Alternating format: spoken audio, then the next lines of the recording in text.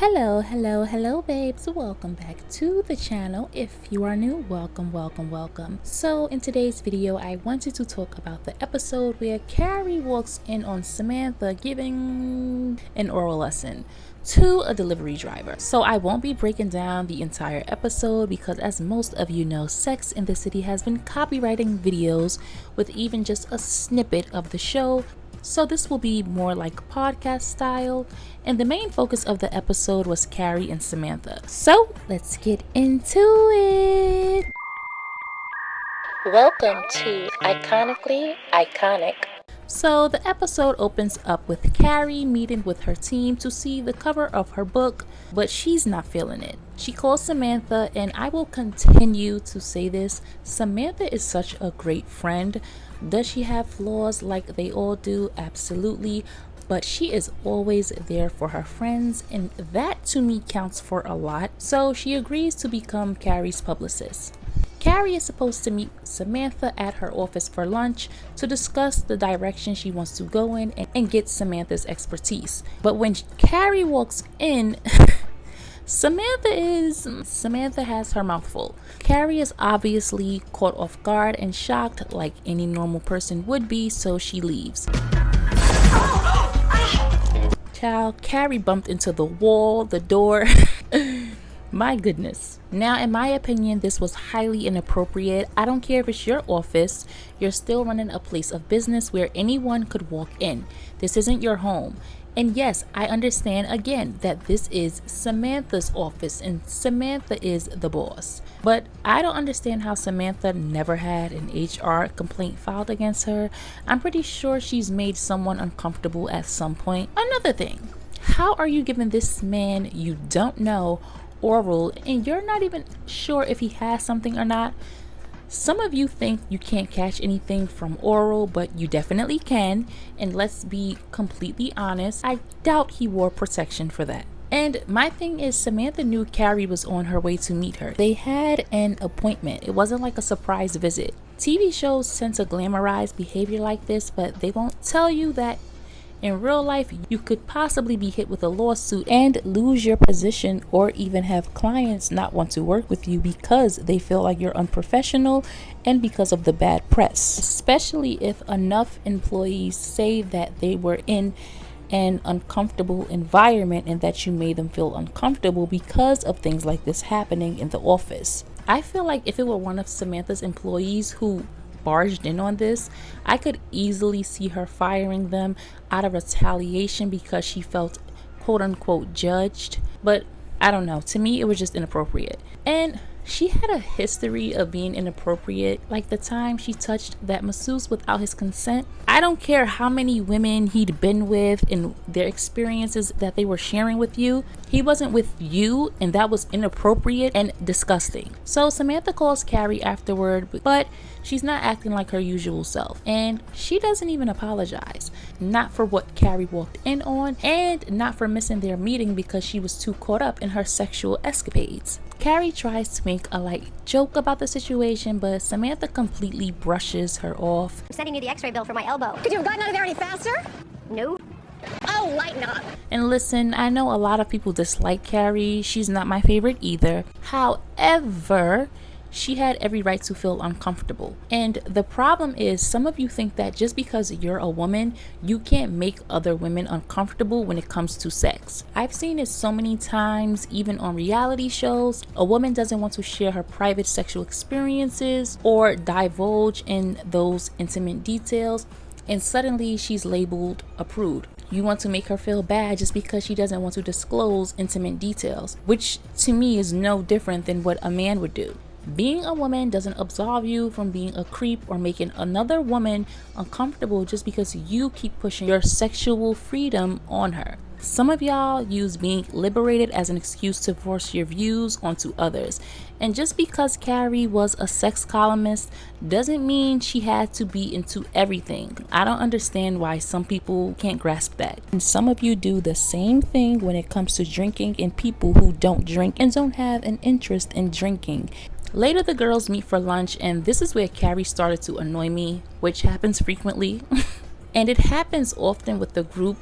They joke around with each other, but They go in on Samantha a little too much, in my opinion. Like, just because she's strong and outspoken and she speaks about her sexual experiences, they act like she doesn't have feelings. Even during the whole Richard situation, they treated her heartbreak like it didn't matter. Like, oh, it's Samantha. You know, she's not really heartbroken. She'll get over it. She'll get with another guy. They didn't take her seriously. Samantha was clearly still feeling hurt about Richard. She was upset that Carrie left. But like Carrie said, what was she supposed to do? Pull up a chair and watch? Later, the girls go for a fitting for Carrie's book cover, and I absolutely hated that pink nightgown ensemble. It was too big in the chest and didn't fit Carrie's style at all, let alone represent her book. But also, I feel like Carrie was too short for that look. She needed something way different, which of course she ends up going with a different look. There's clearly still some tension with the girls, so when Carrie expresses her distaste in the outfit, Samantha takes it personally. And also, the comment about the look being for a hooker was uncalled for, Carrie. But I also think with her making the comment, Samantha had a right to feel a way about it because she picked it out. And it was like Carrie kept taking little digs at Samantha, especially with the whole "what respectable woman would wear this" comment. Well, Miss Ma'am. Well, what respectable woman has an affair with a married man and in his marital bed? I'd like to know what respectable woman does that. I'm calling National Geographic to let them know that the dodo bird is not extinct. It's in there. You don't have an answer? Okay, I thought you didn't. Let's move along. And Carrie has worn a lot of questionable looks, so it was the nerve and audacity for me. I feel like that comment would make more sense coming from Charlotte because of her style of dressing, and it really would feel way out there because that's not Charlotte's style. So Samantha finally confronts Carrie about Carrie judging her in that moment, which she had a right to, and then Samantha saying, "One blowjob." Then Samantha saying she was a hooker with no taste. That will always make me laugh. Kim really knew how to deliver a line. Samantha said, "One blowjob and suddenly I'm a hooker with no taste." Carrie had a right to not want to wear a certain look because it was her book and it was her image that was going out there. So she did have a right to say, "I don't feel comfortable wearing this and I don't like the look." She didn't have to say a hooker and all of the other comments, but she did have a right to say, "I'm not comfortable wearing this. This is not the image that I want to present for my book." And my thing is, Samantha knows her friend and what she would and wouldn't wear. But then again, she probably thought Carrie would wear this too. So there's that. Which that was why they needed to have the meeting to discuss Carrie's vision before the fitting. Also, Samantha judged as well. She judged women who had children, who were married, and who didn't live a certain lifestyle, etc. So why is it okay for you to judge, but other people don't have that right? Like I say all the time, everyone judges. I don't know why people pretend as if they don't. It's how you make logical decisions. It's how you determine if someone is up to no good or if a situation is or isn't for you. You can't control the thoughts of people. Of course, be respectful, but the whole don't judge thing, I don't agree with. I'm going to judge if you're a creep or if you're an abuser or if you're someone that clearly has issues. I am going to judge. I don't know why people act like they don't. We all judge. Everyone does it. Now, how you act and treat people when you judge them is completely different. Anyway, Samantha leaves and happens to see Stanford and Marcus in the same predicament that Carrie saw her and the Worldwide Express guy. Samantha said, "Girl, what is this?" Well, I never. Samantha's face said it all. The two make up and she tells Carrie she feels like she lost herself after Richard, and I really think she needed some time to heal because it was the second time she opened her heart to a guy who betrayed her love, which is why she was so scared of commitment. And I still can't stand Richard. I was so mad that she gave that man a second chance, and then what she did with Smith, as I've talked about before. But Samantha, so complicated, but I love her. I know we talk about the character Samantha a lot and people loving her, but Kim is what really made us love this character so much. Her comedic timing, the way she became the character. Samantha was an incredible friend, and it's something that I really value. A friend who has your back and you become family. We may not always agree with what Samantha does, and we may not be a Samantha. However, I think everyone loved the character because of how good of a friend she was. And she was funny. She was the girl who you'd get advice from sometimes. She would say she didn't judge, but she did judge. But you can come to Samantha with a situation and she was trying to find resolution. Samantha was just incredible.